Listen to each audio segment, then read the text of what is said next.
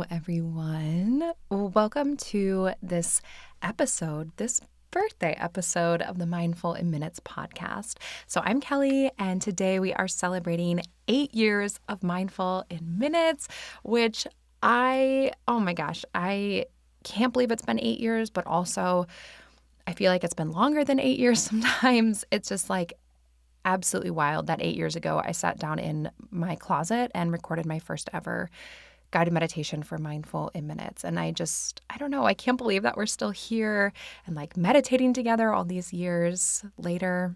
So I don't know, it's just a wild kind of pinch me moment.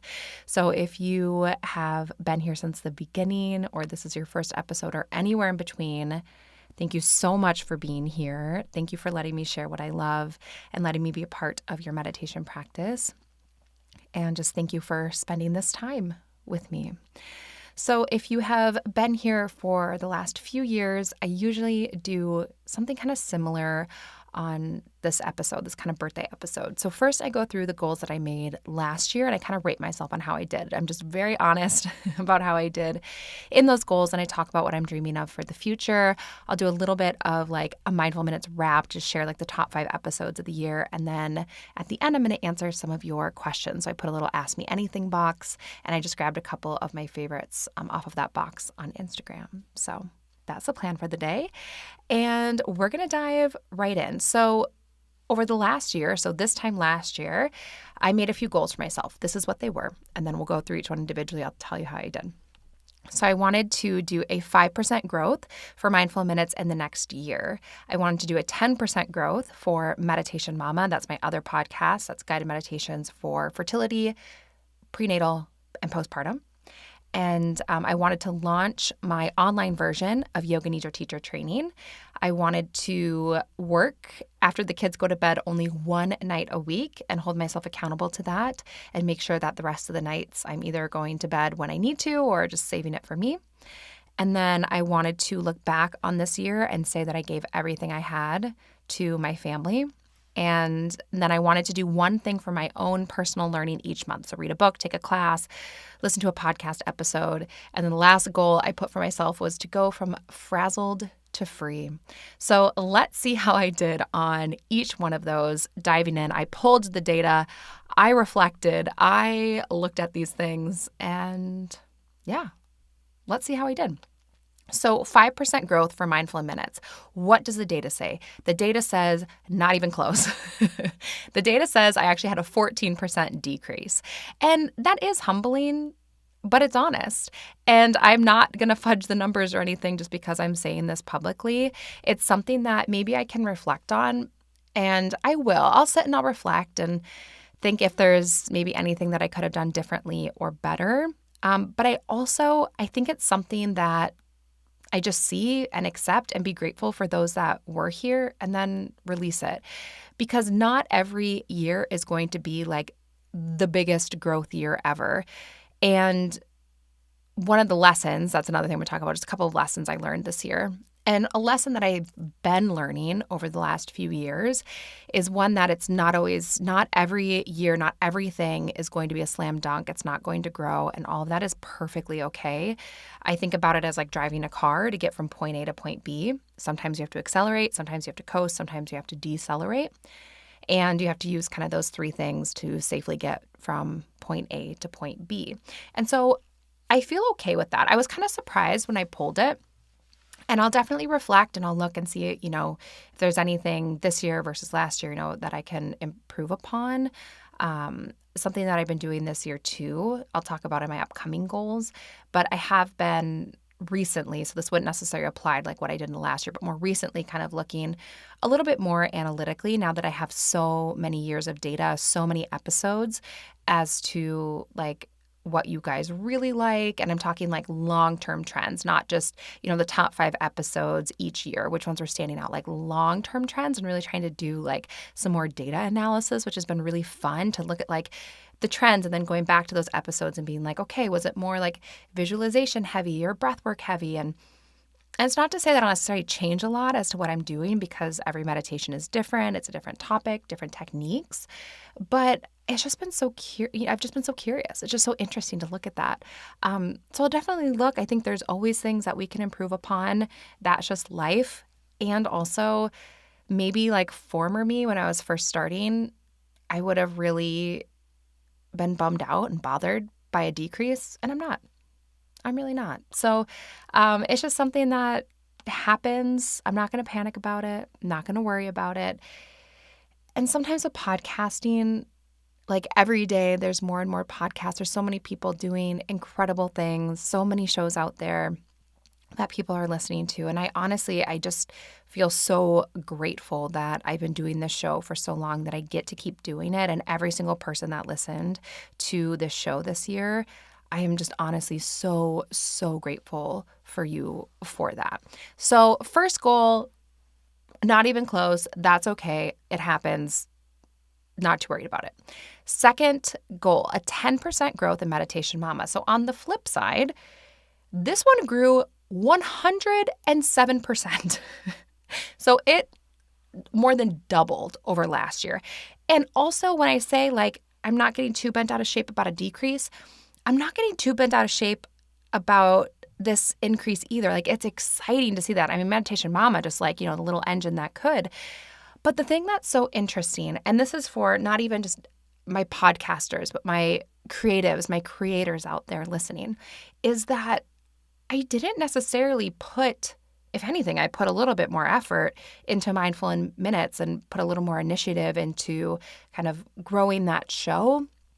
Or Meditation Mama, I just, I put maybe 2 episodes up a month. And I did a little bit of work with like SEO, picking topics and things like that. I didn't do anything huge. I have the same kind of format, mentality, everything for both of my shows.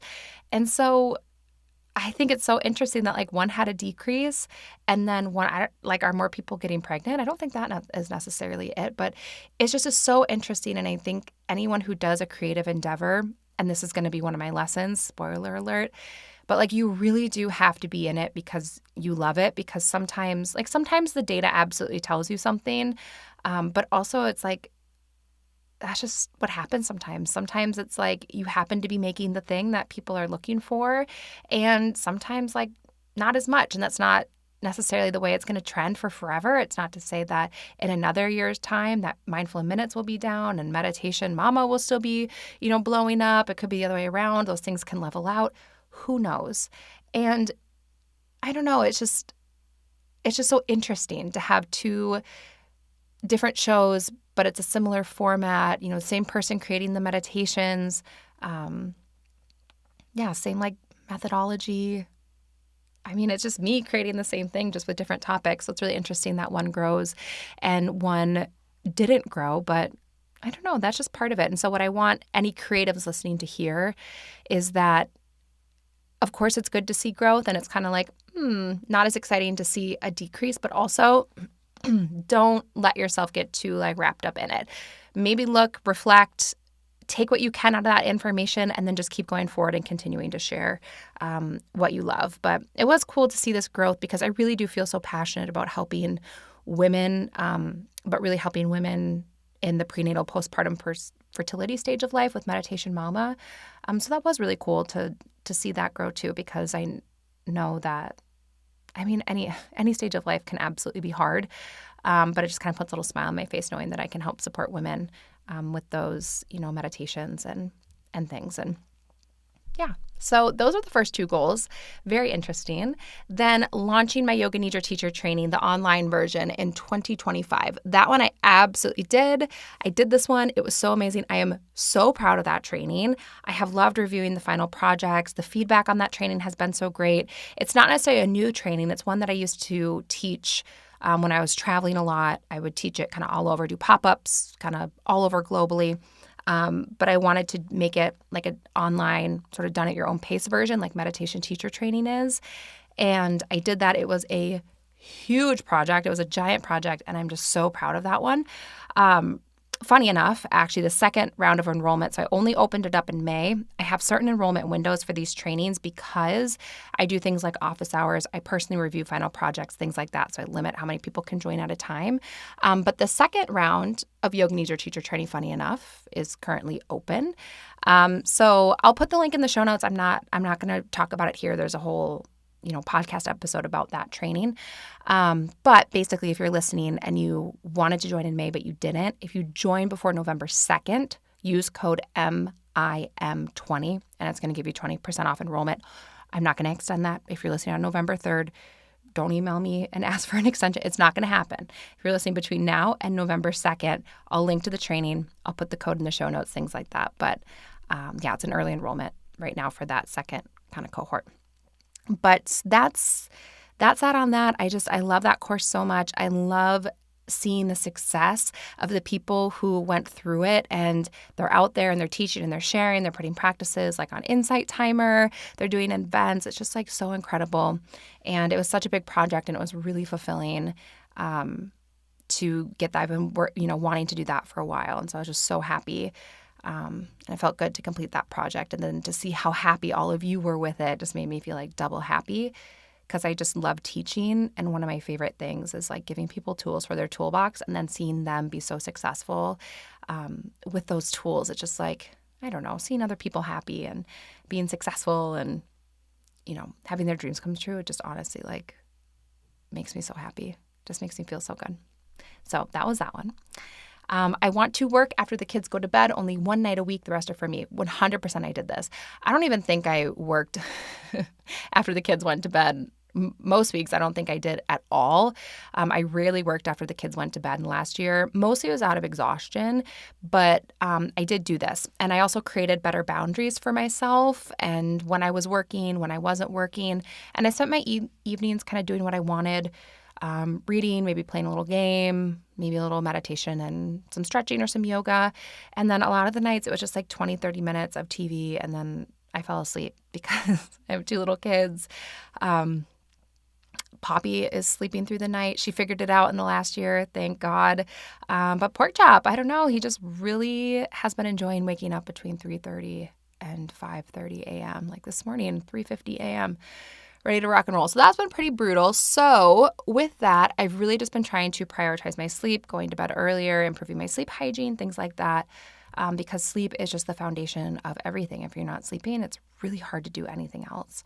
So I've been prioritizing my sleep. I can't control how well my kids sleep. I mean, of course, there's things I can do to help support their sleep. But you can't force someone to sleep until a certain time.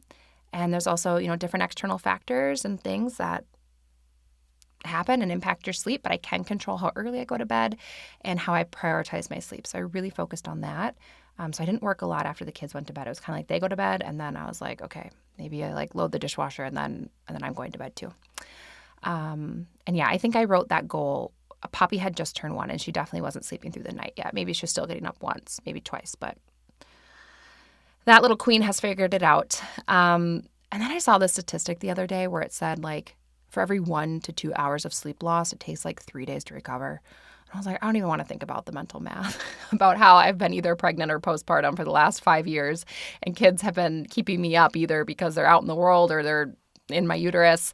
I do feel like I'm absolutely still recovering and like sleep deprived, but I don't know, just focusing on my sleep all year has been great. Next goal, I want to look back on this year and say I gave everything I had to my family. 100%, this was my top priority all year long. I do suspect that there is a correlation. This is part of the reason why I'm not as bent out of shape on the decrease for mindful in minutes. I've talked a little bit about it, and not a ton. Actually, one of the questions, I'll just answer it now, but one of the questions that came in and still comes in is why I choose to be so private about my family and my private life, and then why I don't show my kids' faces on social media. And that's a personal choice, or people still ask, which is totally fine if you think this. But if Pork Chop and Poppy are their birth names, they're not. They're just their little nicknames. And the big piece is that, one, it's the internet's kind of a scary place sometimes. I really want to protect my kids. So the short answer is it's for their protection and their safety. and also their privacy. So, Pork Chop's getting a little bit older. He's started school. He cannot kind of consent to I've chosen to put myself a little bit more out there to share these things online. He can't consent to that. I don't want to choose that path for him. And, I just want to, not that I'm like this big deal or whatever, but it's for his safety, for his protection, but then also, for their privacy too. When he gets older, I don't want him to go to school and then kids be like, oh, I saw you on Instagram or whatever. I really just want to hold that privacy for them. If they decide they want to be a part of it, I'll have a conversation with them when they're older about that. But for now, like, they're little, they're precious. They are, I just want to keep that private for them. I want them to have their own little bubble. And so that is definitely something that, that I hold true for them. And it's why a lot of times when I talk about like that I stepped into more of a caregiver role this year, that there's a lot going on for both my family, and then also kind of my chosen family, like friends and things like that. There were a lot of people near and dear to my heart this year that needed me. And one thing that is so important to me is that, I don't know why this is making me feel emotional, but something that is just like a core value in my heart and in my gut is that if someone needs me, someone that is like, not even if they're near and dear to my heart, maybe this is like one of my fatal flaws. Any of my deep feelers out there, do you ever feel like that's like a superpower and also like a fatal flaw at the same time? Because sometimes I do. Not often, but every once in a while. But like if someone needs me, I'll be there. And I think it comes from, there are so many times, or a handful of times, especially when I was young, when like I really needed someone, and I didn't have anyone. Like I think about like when my mom was sick, and like anyone who's been a caregiver of any kind, that it's like you're helping them keep afloat while you're also trying to tread water at the same time. And then you're like, okay, I'm trying to, keep you from drowning. And also, oh no, I'm taking on water at the same time. And you just need like a life raft. You need someone. And there are times, whether it be, and granted, like I do not hold this against like any of this is happening in high school, right? So when I'd reach out to my friends, what did they know? We were all like 16, between like 15 and 17 years old. What did they know about me having this like mental health crisis because I thought my mom was going to die of breast cancer? Like, of course I didn't know what to do. I didn't just have like a lot of other adults that I knew how to lean on. Anyways, there's been a handful of times, especially like even before I was in adulthood, that I really needed someone, and I either didn't know who to ask or I didn't have anyone, because I didn't have a lot of friends growing up. I was pretty alone, did a lot by myself, and that gave me a lot of resilience. It really taught me how to, fend for myself. I acquired a lot of life skills really quickly. It hardened my heart though at the same time, but it also instilled this like deep value that like I never want anyone else to feel that way. So with all that, not to just like share my, the inner workings of my, childhood stuff, but it's just so important to me that if someone is a caregiver or someone feels like they're taking on water, right, that I can be there for them in any way that I can. So both for my like birth family, my family of origin, my nuclear family, and then also in some friendships, there were people that just mean the world to me, and they needed me, and I will always pick that over anything else.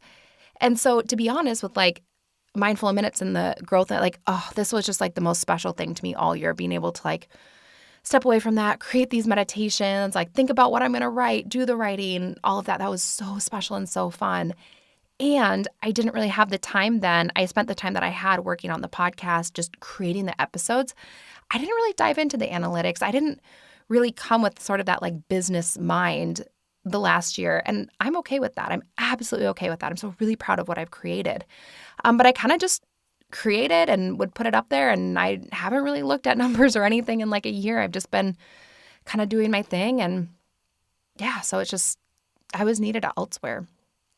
And so like my kids had some things that they needed me, nothing like super serious. Everyone was okay. No one worry about Pork Chop and Poppy, but any of my parents out there, sometimes your kids just something comes up or they need a little bit of support. Like last year, Pork Chop had started school and, there's just extra stuff that kind of goes with that. And there's just a lot going on.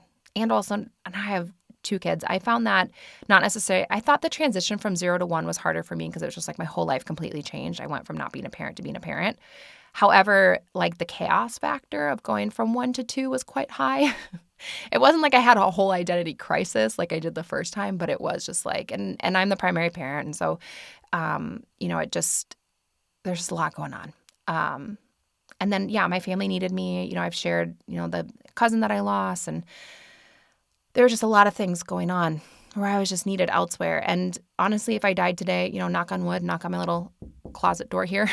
If I have that life review that they say happens at the end of time, like if I would have reviewed this year, I wouldn't feel like I could have done like one more thing for my family, whether it be my birth family or it be my chosen family. There's not like one more thing that I could have done for them. And I feel really like good about that. And that did mean stepping back on certain things, different aspects of my business. And I'm still okay with that because one of the big lessons that I learned this year is that you can't do it all. And so you have to, I should say you can't do it all like at 100% capacity. I can't work 40 hours a week on a podcast while also being, a full-time mom and with very limited childcare. And also, you can't do all of the things like 100%, right? The math just doesn't add up. And so you can do a lot of things, but you have to kind of look at like what is the necessity that I need to do them, or like how do those different ratios work? I've talked about this before, but I think about what you have to give every day is like you have this pizza that you have to give. It has so many slices, and then when the slices are gone, your pizza's gone. And different people, sometimes your kids are, metaphorically really hungry. They take a lot of your pizza. Or like when I was putting together Yoga Nidra teacher training, that was taking a lot of the pizza for that day when I was, putting that all together. Sometimes for myself, like I need a slice of my own pizza too, or family needs something, but it's a finite amount of what you can give, and you have to figure out how you're going to divvy up that pizza, and finding contentment with that, and recognizing if you're like, okay, this pizza is sort of going really quickly, there's nothing left for me. How can you reconfigure so that everyone is sort of getting fed, if you know what I mean? So that one, I definitely feel like, yes, I did that one. I want to do one thing for my personal learning each month. So read a book, take a class, listen to a podcast. I would say this one was almost like not applicable because I kind of forgot about it. And so I didn't keep track. However, when I was reflecting on it, so I don't have like a set number of like, yes, 10 out of the 12 months I did that. I did start taking French classes at the beginning of the year, and I go to class once a week and I practice every day. And so even if it's just like a little bit, it is very hard. It's very challenging.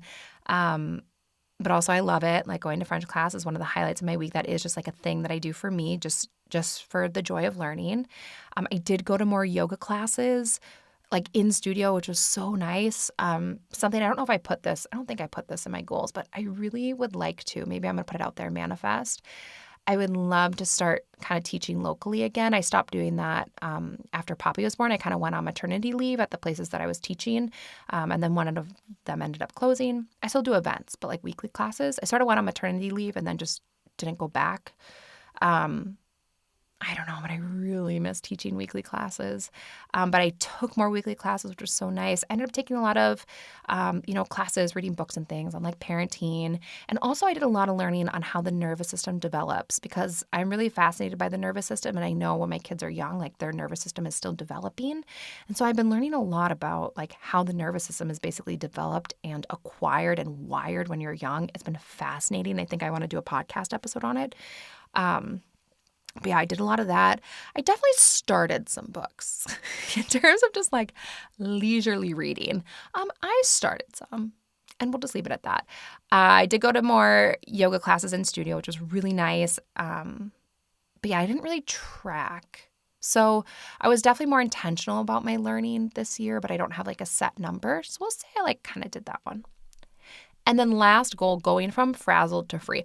I don't even know. Maybe I'll have to go back and listen. I don't even know what I was thinking when I set this as a goal because like, what is this even as a goal? Because you can't measure it. What do they say a good goal is, right? It's like measurable, actionable. I forget what the acronym is. How do you measure? What is like the scale of like frazzled to free?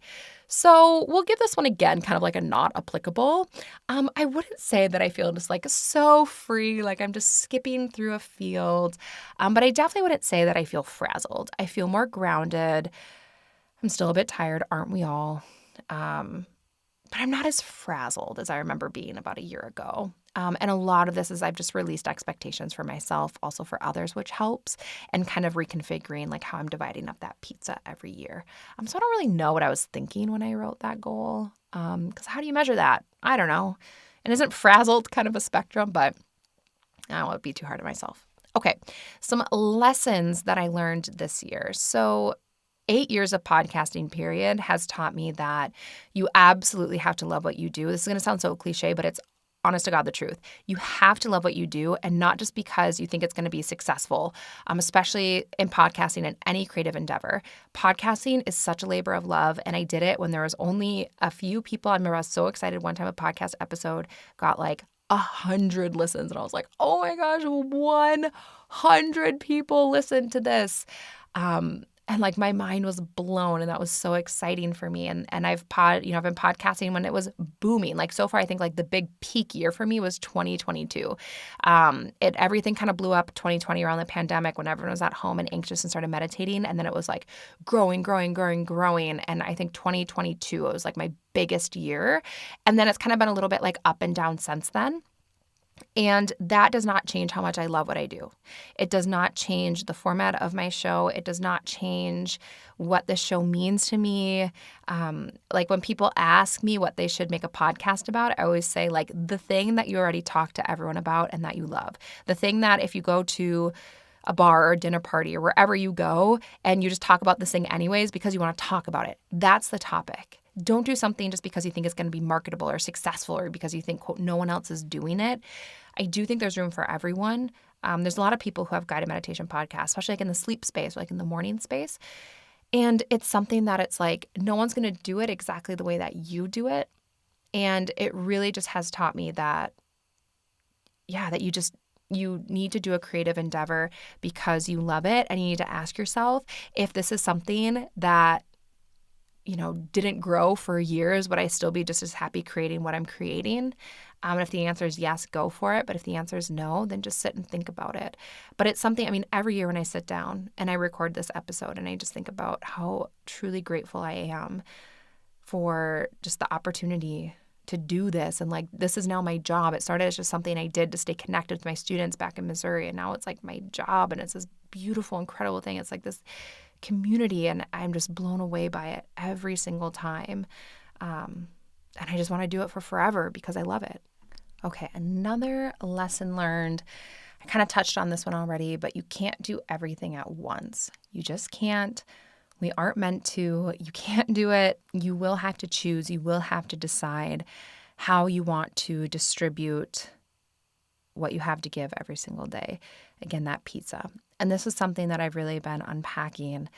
Any of my other, the majority of people listening to this podcast, I feel like fall into this category. But, high achieving, over, producing women really struggle with this. I talked to my therapist a lot about this. We learned to sort of overdo and overproduce and overachieve. That's something that we learned over time. It usually comes from something deeper, but it's deeply ingrained in all of us. And it's something that I've really had to work on, not only recognizing in myself, but then unpacking both in therapy, also in my own meditation practice, just being so comfortable with just sitting and being and recognizing. Can't do everything at once. I think it is kind of, this, you can have it all. I think that's a little bit of I think that's a myth. I think you can have it all. I think you just can't have it all at once.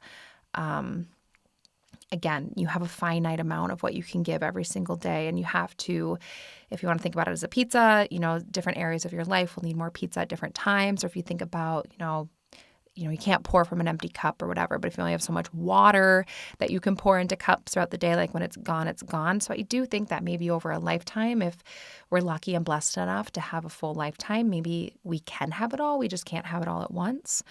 And so really a big lesson too is contentment that I've been working with. Contentment, being content in discomfort, being content in just being where I'm at, being where life has brought me in this moment, the good, the bad, the ugly, the wonderful, everything in between. Contentment in the moment, being content with just sitting and being, just sitting and watching my kids play. Last night, I had such a reminder of this. So last night, Pork Chop had, like a Halloween kind of thing at school. And so they got a bunch of little, as my dad would always call it, trinkets and trash. There's certain things that, like, when you're a kid, I remember being so offended, being like, Dad, this is not trinkets and trash. This, those little witch fingers and the little, vampire teeth that you can put in your mouth and stickers and, whatever. I was like, this isn't trinkets and trash. These are treasures. But now as an adult, I kind of get what he meant by that. But anyway, so Pork Chop came home with a bunch of what I now lovingly refer to in my head as trinkets and trash. And I love it. And it had one of those big, like, sticky hands. Do you know what I'm talking about? It's like, and this one was huge. It was like almost the size. It was like the size of like a full like kid hand, but they're like super sticky. And then there's like a sticky like rope kind of that goes to it, and you can like sort of toss it and it'll stick to things like the wall or like the refrigerator or whatever. Do you know what I'm talking about? It's just one of those big like sticky hands. I feel like they were like fun things that I would get like at random places when I was a kid, and I hadn't seen one of those in so long. So Pork Chop came home with one because it was one of the little Halloween little treasures that he got. And oh my gosh, we were laughing so hard. I mean, he was laughing so hard, like earnestly, and then I was just laughing at like how hard he was laughing. And last night I was just feeling like a little bit overwhelmed of, there's just a lot going on. And then, and I was like, oh, and I need to record this podcast episode and then this and that, whatever. And, the mental load, the brain tabs, there are a lot of brain tabs open last night. And so, I get Pork Chop home from school and he has this like sticky hand, and he just was being just the silliest, like 4-year-old boy. I mean, it did not take long. At first, it was like normal, right? As all things do. And I think about when I was a kid too, this is part of what brought me so much joy. Those times where you're just like getting so silly and out of hand. My parents would always call it like, quote, too wound up, being like, okay, everyone take a deep breath. We're getting like too wound up. And it is kind of like a form of like dysregulation because you're just getting like so like cuckoo bananas that it's just like completely getting out of hand. So as it does, it started normal, right? He was holding onto the little thing and he was, kind of tossing it and like stick to the wall. And then he'd, kind of pull it off, whatever. And then it very quickly started escalating. So he was taking the whole thing and he was just throwing it up. And we have a really small house with like normal ceilings. There's one room that kind of has, what is it called? Like a vaulted ceiling, like the taller ones, that has like, kind of goes up to like a T. I think of it as kind of like, a little church. It's not like as big of a church, but right? Vaulted ceilings, is that what it's called? Anyways, we have one room in our house that has like these taller ceilings because it's next to the garage. Anyway, so it did not take long before Pork Chop then started throwing this like sticky hand. I'm trying to make dinner, whatever, throwing it up, and then it sticks to the ceiling fan. I'm like, this was before I saw the humor, and I was like, for God's sakes, Pork Chop. So I go and I have to, figure out a way to get this sticky hand off the ceiling fan. And then he thought that was just like the funniest thing ever. And then he threw it again, and then I got stuck on the vaulted ceilings. And I was like, okay, well, I can't like reach that. And so then I'm like standing on all this stuff, and I get the little Swiffer, and I'm trying to use the end of the Swiffer to like get this like stupid sticky hand like off of the ceiling. And just like, honestly, like for a moment because I was just feeling sort of like, oh, I have this and that, whatever. I'm trying to get dinner on the table, Pork Chop, and I keep coming over here because of this stupid sticky hand. And then just like hearing the sound of like his laughter, and it just like brought me back to like those times when I was a kid and I was just doing the dumbest stuff. But it was like so funny. And a lot of times it was kind of at like my mom's expense, or maybe my sister and I would do something and be like driving my mom nuts. And that we just thought that was like so much funnier because she was doing that. Anyways, so that's what Pork Chop was doing. Poppy was like at swimming lessons. And so it was just the two of us in the house. And then he got stuck on the ceiling, and he's just laughing so hard because I have like the Swiffer broom thing, and I'm trying to like swat down this sticky hand. And those things stick. Like, is this what gave them the idea for like Post-its? My God, these things are like so sticky. Are they made out of like duct tape? Anyways, I'm going to get to the point. But then I got it down. It was escalating again, and then it was sticking it to a wall. This is just such like classic like 4-year-old boy. And at this point, I just was loving the sound of his laughter so much. And I just was like watching him just be so silly with this like little thing that he got at school and hearing the sound of his laughter. And it just was such a reminder of just like the contentment that like there are so many other things, but like, I don't know, this is just like so special, even though what I'm about to tell you is like, sometimes people ask me, they're like, because of what you do, is your house like so zen? I'm like, absolutely not. I do what I do because my house is like not zen. I need to balance out that energy a little bit with like a lot of meditation. So then he was sticking it to the wall, and then he would hold the other side and walk as far as he could, see how far it could stretch it. And then when it would like come off of the wall, he would try to get it to like hit himself in the butt. And I was just like, what are we doing here? But honestly, it was so funny. And it was just like the silliest thing, the silliest, just like 4-year-old boy shenanigans, and just hearing the sound of his joy and his laughter and thinking about what that felt like as a kid to just kind of be like so carefree and just be doing the silliest stuff and like getting on your mom's nerves. And it just brought me so much joy. And it was such a reminder of just contentment. Like those other things can wait. Like dinner 5 minutes later, it's fine. It's all going to be okay. And that's just something I've really been trying to focus on and like find those little moments, especially in a harder year, finding those little moments of just like silliness, of that like childlike wonder of, just being content in whatever's happening and being present has been a big one for me. So, and then the sticky hand was just a reminder last night. And then the other big lessons, these are kind of two wrapped into one, but it's all around change. So change itself is a slow process. Change can often be like one little drop in a bucket, one drop of water in a bucket. And, maybe after a day, you're like, oh, that's it, just one little drop. Then after a week, you're like, oh, I just have a couple of drops here. But if it's one drop in the bucket, like every single day for like a year, then you look back and you're like, oh my gosh, look at how much water I've collected. And, the other analogy that I use often is like if you're building a business or building a podcast, you have a creative endeavor, you're building a house, and you just, for so long, you just have to show up and just lay bricks. And you're like, oh my gosh, I'm never going to get to the interior design. I'm never going to be able to install windows. I'm just creating a foundation and building bricks. But like that is, you just show up every day and put down even just one brick or one drop of water in that bucket. And it will happen over time. And that it's a slow process. And just remembering that, I just think of it there's some days where I'm like, okay, just one drop in the bucket.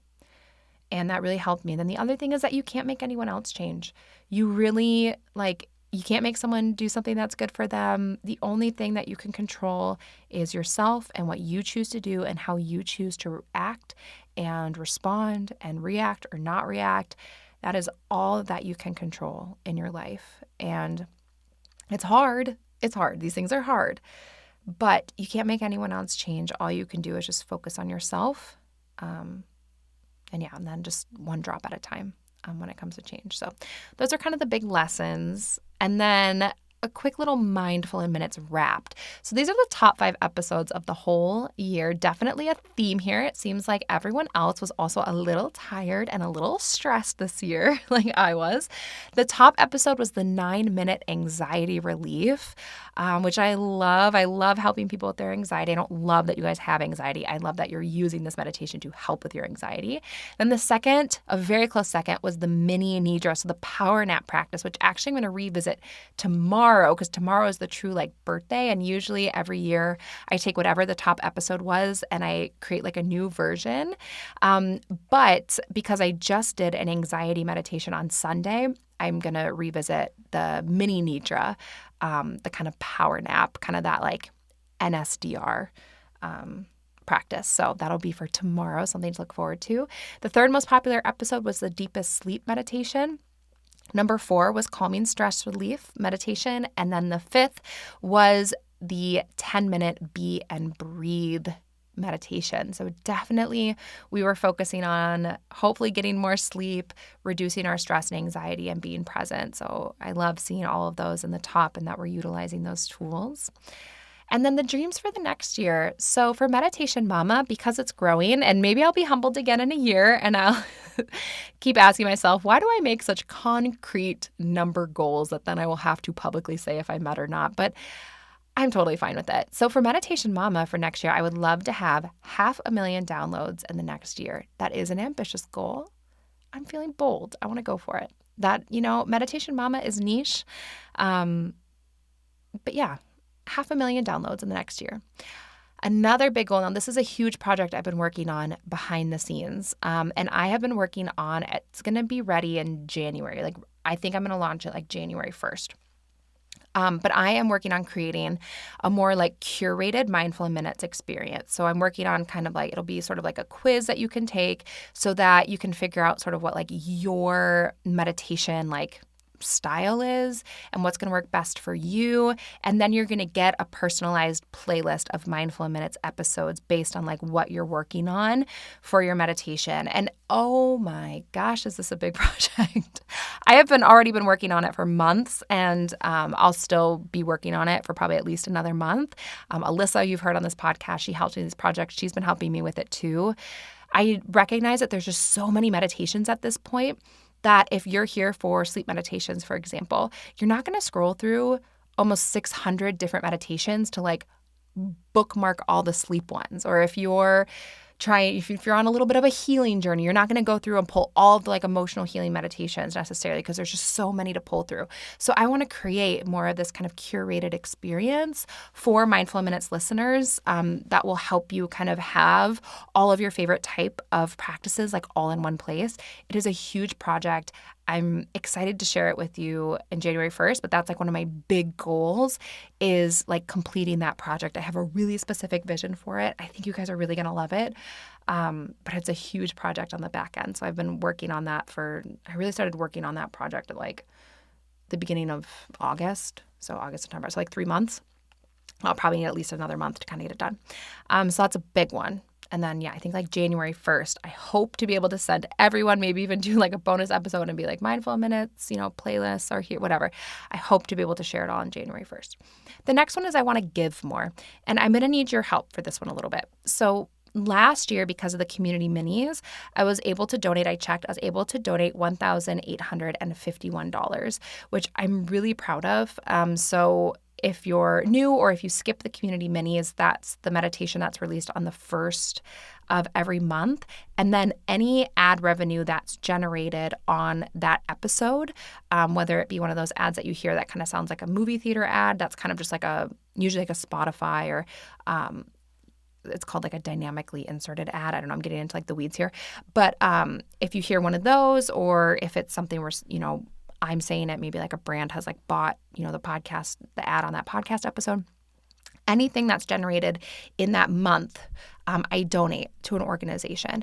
And I feel really proud because there was a long time for the first 3 years, I was running the show at a deficit. So it was costing me more money to do it. I'm not even talking about like a time deficit, like true like money in terms of like the subscriptions you need for software and, all sorts of different things, equipment, that sort of thing.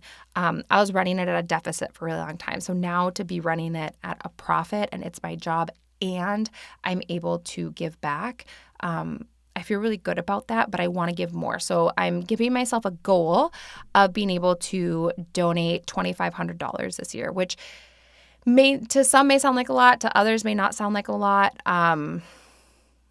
but I really want to give more this year, and it's all based on what's generated on the community minis. So if you feel up for it, supporting those episodes, listening to them, sharing them, again, it's the 1st of every month, whatever is generated on that, then I donate it. Every month it's something different, and I'm really going to focus on my community this year. So my local food shelf, the community closet, the Minneapolis Diaper Bank, Kobe Co-scholarships, those types of things like in my community. So if you help me do that by supporting, the more downloads basically that episode gets, and the more ad revenue is generated, and then I'm able to give a larger donation. And I also thought it would be kind of fun too, and I've held off doing this because I don't want it to come across as like performative, or like I donate because I want to look like a good person. That's not it at all. I just feel really strongly like there's this idea in the yoga space of like seva, but basically this idea, right, of like giving back. It's something that is like one of the core, pillars of yoga. And I don't know, it's important to me. And I feel like it's important, given what I do, that I also get back. So the more you support those episodes, if you're up for it, the larger donation I'll be able to make. I'll also, be trying to get creative on the back end too, and share those episodes more so that I can give more. But I really want to focus on like my immediate community too to help give back. And then another thing is I want to focus more on contentment and gratitude. So this might sound cliche, but the small moments, right? Pork chop with a sticky hand. Also yesterday was just like a really sweet, tender day for me. Not that anyone asked, but like it was, full disclosure. I had so much gratitude for my dad yesterday because, and he's getting a little bit older and he's in his 70s, but I had this tire pressure light that kept going off. And it was actually a friend of mine, Savannah, who posted this like funny reel about her dad.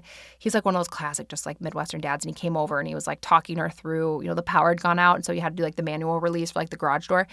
And she just had this like really funny reel about her dad coming over and just in such a dad way being like, okay, honey, now here's how you're going to do it, whatever. So that actually inspired me because I kept having this like tire pressure light and I didn't feel super confident. Like maybe I was in a pinch, I could figure it out. Like I know how to take tire pressure. I don't know. I just didn't feel super confident that I was doing it right, that I was getting my tires like the right amount of pressure, PSI. So anyways, I thought I'll see if my dad's around. He does a lot of stuff. He's retired, but like he's, always off like doing things. And I was like, well, I'll see if my dad's around. Like after I drop off Pork Chop at school, like, he goes to school by my parents' house. And I was like, I'll just see. And it turns out that he happens to be there. And he was just like so sweet, just like a classic like dad. And he was like, oh, do you want me to come to your house and help you? I was like, no, it's fine. Like I'm in your area. Can I come and you can walk me through it? And he like walked me through the whole thing. Like, wasn't like, didn't like mansplain at all, wasn't condescending, just like really, just showed it in a way. And he's like, and here's the little sticker on your card. This tells you exactly where it should be at. Now I'm thinking we should overinflate it just a little bit because, it's Minnesota. It's going to be cold really soon. So then that's going to drop the pressure. Just explained it in such like a clear way. My dad's not by any means like a mechanic, but for some reason he's just always known a lot about tires. And then, so my tires were low and then he was like, well, we'll drive down. And he like followed and I had Poppy with me in the back and so we went back and he like went with me to the gas station to then make sure that like, I got the tires like pumped up the right way and all that. And like, here's how you do the machine. And I guess I had just never really like done it. I don't know. I've been really fortunate to not need this skill yet, but I didn't want to just like take it somewhere or be like, hey, Dad, can you do this for me? Like I wanted to learn how to do it and he really taught me. And it was just like really sweet and really tender. And I was like, oh, thanks so much, Dad. And then he was just like, thanks for thinking of me. And it was just like, I don't know. It just gave me like so much gratitude for him. I really just had this like tender day yesterday, even though I was feeling kind of stressed. I was feeling a little more frazzled than free yesterday. But it was just like focusing on like these little moments, like this gratitude, like when you get older and then I think you always need your parents, but you don't always necessarily in the same way as like I needed them in a different way when I was 5 versus now when I'm like 35. But then also now that I am a parent, it gives me a different perspective, but just like those little moments. And it just made me think, I was like, oh, gosh, I'm just so grateful that like my dad is like still here. And if I'm like, Dad, this tire pressure light, like, what do I do? And it was just really sweet. And I want to focus more on those like moments of gratitude again, especially during hard times, tough times, a tough year. I'm hoping this year is really trending upward. But just that sort of stuff. I just really want to focus on that. And then being grateful for what I do and really just enjoying the process. So even though I, said that I'm going to try to be a little bit more, a little bit more analytical, I will do that a little bit. But also I just like this podcast and maybe it's just like so like sappy at this point, but like this podcast just means so much to me. It's such a fun creative outlet. All of you mean so much to me that you let me be a part of your meditation practice. I know a lot of you come to this podcast when things aren't going well, when you're having a hard year, when you're going through the loss of someone, when you're in the caregiver role, you've just gone through a breakup, you're trying to figure out who you are, you're, trying to even like rewire your need to always be like a perfectionist or an overachiever, whatever it is. I know the majority of you come here when you're having a hard time. And so thank you for letting me be there with you during that hard time. And I'm just so grateful for that. And I just love creating what I do. And I just want to enjoy the process even more. So I might try to be a little analytical at times, but I just like, it just feels so good to like write these meditations and all that. And then the last one is just, this isn't really a goal. I don't even know why I wrote this one down. I think I need to take like a workshop on goal setting. I think I don't really understand the concept, but I just wrote a little note. It feels good to do good. And I'm just going to keep reminding myself, like I was having a really hard day the other day, like just something happened. We got some tough news, whatever. It's just like a hard day. And anytime I'm having like a hard day, the thing that really helps is for me is to like pass it forward, like do something good. So like I went and kind of did just like a pantry clean out, I was in my head a little bit and did a pantry clean out and then dropped stuff off at, the local food bank. And I was like, oh, it just like feels good. And I dropped it off and they're just so grateful. And they're like, oh my gosh. Cause I just like picked up, I was, ordering groceries. I just picked up like an extra like thing of like toilet paper. And they're like, thank you so much. We've been out of toilet paper since Friday. And I was just like, oh, it's not only a reminder of like, even if you're having a hard day, someone's always having a harder day. But like, we really do need to take care of one another. We really do. And just like open our hearts to one another and whatever. So I did that and just reminding myself like it feels good to do good. Okay. Let's answer just a couple of questions. I have just a few. Maybe this is something that like I can answer more. But I just pulled, let's see here. I pulled 5. So first one, what has been the highlight in your personal life and your professional life this year? I think the highlight in my personal life was this summer, actually. We were celebrating a big milestone with pork chop, something he'd worked towards. And so I took him to Disneyland. And I am not, some of my friends now tease me and they're like, oh, are you a Disney adult now? Which like, nothing against my Disney adults. I'm not. Disneyland isn't a place I would go if it wasn't for like my kids. However, pork chop has been so deep in this like Cars phase, like the movie Cars. I now know more about every single one of the, like we have like meet the Cars, the essential guy. Right? It's also helping like his reading and things like that too, because he's just starting to read.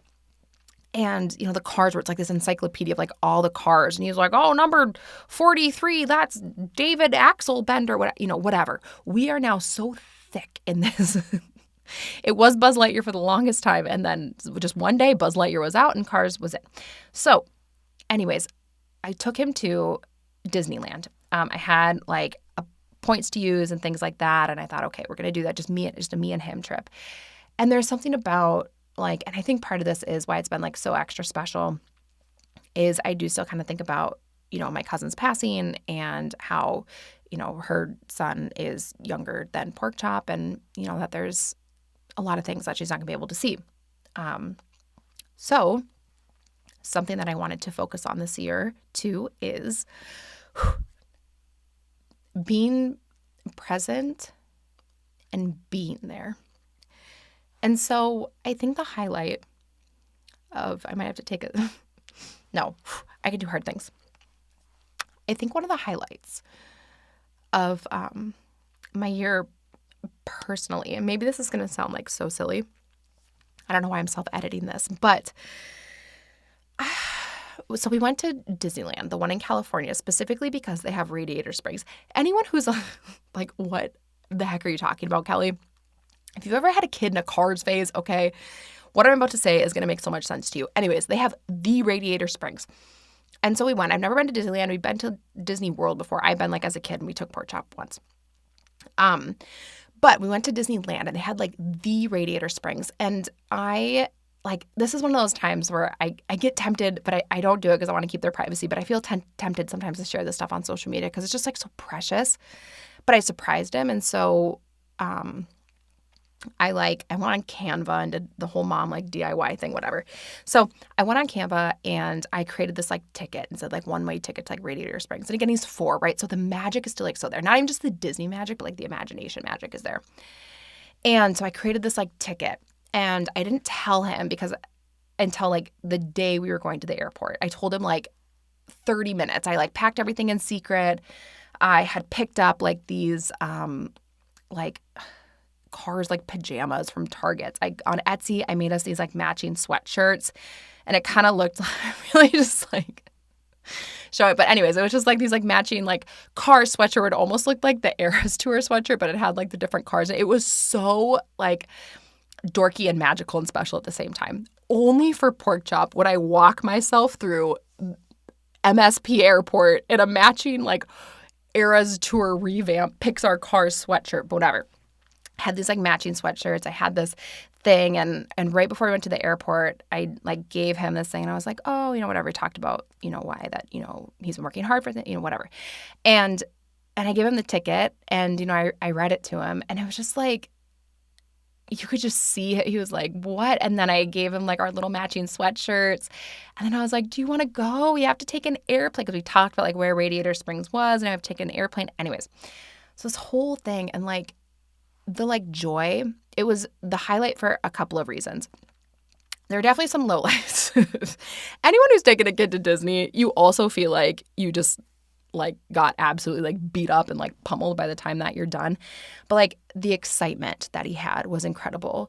The joy, like the magic when they're still so little, really that sort of line between like fantasy and reality and like all of that is like, I don't know. It just was like seeing him being so excited was so incredible. And then just being able to be there and to be there and do something that like I'm sure my parents would have loved to do, but like we weren't able to do that by any means. But like I can with pork chop, and like we certainly can't do it a lot, but thankfully I had like all these points and stuff, and we made it happen, and we went for just like a few days, and we were like in Radiator Springs, and they have like the actual cars that like driving through, and then he was like, look, it's Mater. I don't know. It was just like so special. And like I feel like the Grinch, like my heart just grew like 5 sizes.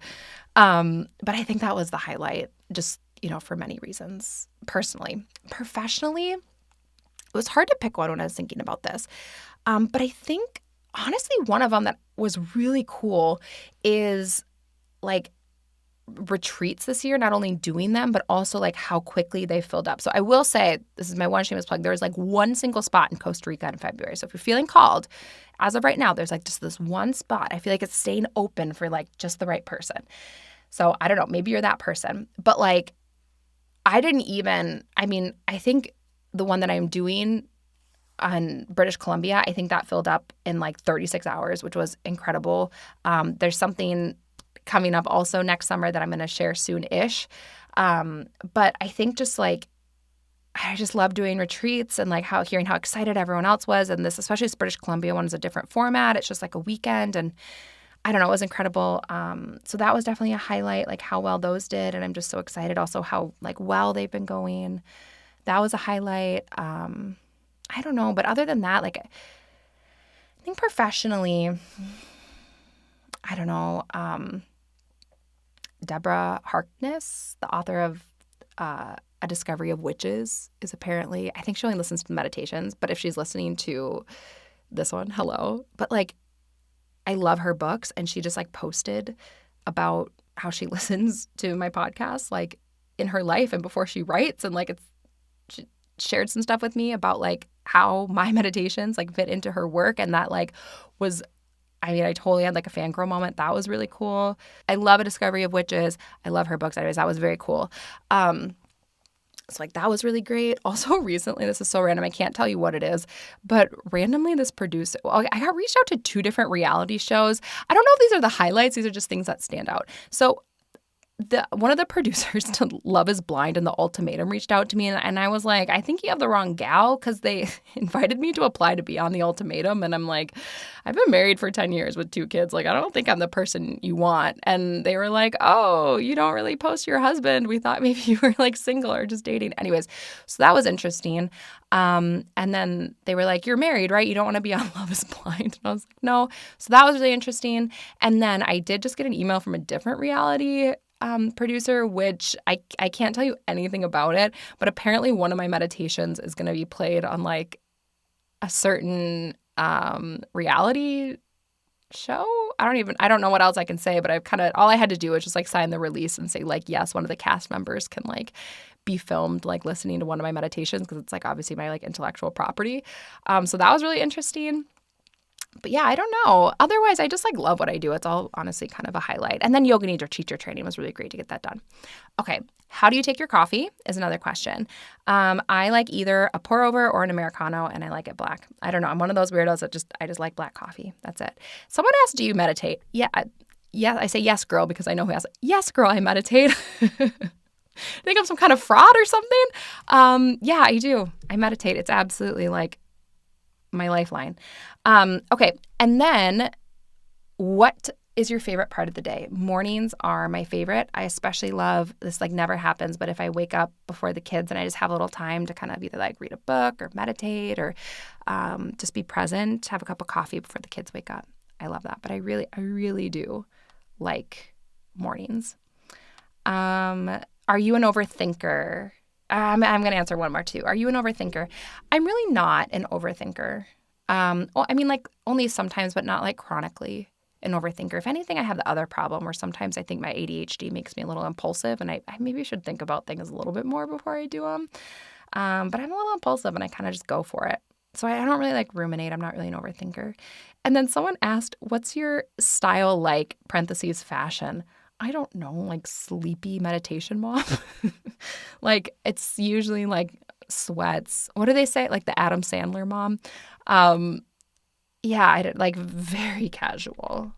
Very casual. And then if I do get out of sweatpants and stuff, or I get out of like leggings, I really just wear, I don't have like a lot of clothes. I guess you would consider that more of like a capsule wardrobe. But I have a lot of kind of that, just kind of like simple, similar colors. I don't really do a lot of patterns, just like jeans and a t-shirt. If I have to do like something, like if I'm doing like, sometimes I do press, or sometimes I go on like a local TV show here. Sometimes I'll just wear like trousers and like a nice t-shirt or something. Like I don't really do anything crazy, just very sort of simple. So yeah, simple, sleepy mom, unless forced to be otherwise, is how I would describe my fashion sense. But those are some questions. Thank you so much for being here. Thank you for another year of being together, whether we're just starting our journey together, you've been here for quite a while. Tomorrow, you will get I'm still deciding what I want to call it, but it's going to be another mini nidra, so kind of like a power nap, but I'll give it a slightly different name. It'll be a whole new practice, so all different techniques and things. And then this is a bit like birthday week is always big because we had Sunday's meditation, we have today's Freeform, tomorrow's birthday episode, and then the first of the month, so what is that, like Saturday, I think, the community mini, and then another episode on Sunday. So we're going to spend a lot of time together. Thank you so much for being here, and I appreciate you so much.